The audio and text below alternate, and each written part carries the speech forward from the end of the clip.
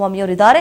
S, Bidadi township ಕದನ ಪಾದಯಾತ್ರೆ power show ರಾಜಕೀಯ ತಿರುವು ಪಡೆದುಕೊಂಡಿದೆ. ಬಿಡದಿ ಟೌನ್ಶಿಪ್ ಯೋಜನೆ ಜೆಡಿಎಸ್ ಪಕ್ಷಕ್ಕೆ ಕೌಂಟರ್ ಕೊಡಬೇಕು ಅಂತ ಹೇಳಿ ಕಾಂಗ್ರೆಸ್ ಪಕ್ಷ ಮುಂದಾದ್ರೆ,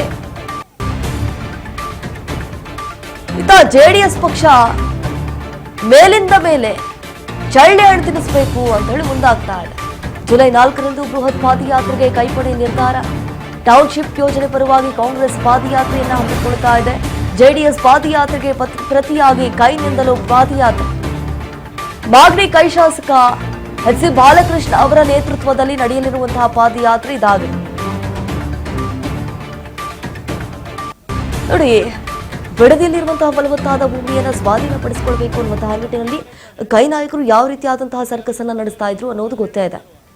ಈಗ ಜೆಡಿಎಸ್ ನಾಯಕರು ಪಾದಯಾತ್ರೆಯನ್ನ ಹಮ್ಮಿಕೊಂಡಿದ್ದಾರೆ. ಅದಕ್ಕೆ ಪ್ರತಿಯಾಗಿ ಟಕ್ಕರ್ ಕೊಡಬೇಕು ಅನ್ನುವಂತಹ ನಿಟ್ಟಿನಲ್ಲಿ ಎಚ್ ಸಿ ಬಾಲಕೃಷ್ಣ ಅವರ ನೇತೃತ್ವದಲ್ಲಿ ಪಾದಯಾತ್ರೆಯನ್ನು ಹಮ್ಮಿಕೊಳ್ಳಲಾಗಿದೆ.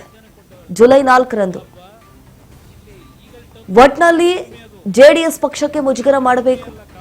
ಯಾಕಂತಂದ್ರೆ ಹಿಂದೆ ಎಚ್ ಸಿ ಬಾಲಕೃಷ್ಣ ಅವರು ನೇರಾನೇರವಾಗಿ ಕೆಲವೊಂದಿಷ್ಟು ಆರೋಪಗಳನ್ನ ಮಾಡಿದ್ರು. ಕೇಂದ್ರ ಸಚಿವರಾಗಿ ಇಲ್ಲೇನು ಕೆಲಸ ಇದೆ, ಕೇಂದ್ರದಲ್ಲಿ ಕೆಲಸ ಮಾಡೋದು ಬಿಟ್ಬಿಟ್ಟು ಇಲ್ಲಿ ಬಂದು ಕೆಲಸ ಮಾಡ್ತಾ ಇದ್ದಾರಲ್ಲ, ಅಲ್ಲಿ ಬೇರೆ ಕೆಲಸ ಇಲ್ವಾ ಇವ್ರಿಗೆ ಅನ್ನುವಂತಹ ರೀತಿಯಾಗಿ ಕೆಲವೊಂದಿಷ್ಟು ಮಾತನಾಡಿದ್ರು. ಯಾಕಂತಂದ್ರೆ ಅಲ್ಲಿರುವಂತಹ ರೈತರು ಹೋಗಿ ಎಚ್ ಡಿ ಕುಮಾರಸ್ವಾಮಿ ಅವ್ರ ಹತ್ರ ರಿಕ್ವೆಸ್ಟ್ ಮಾಡ್ಕೊಳ್ತಾರೆ,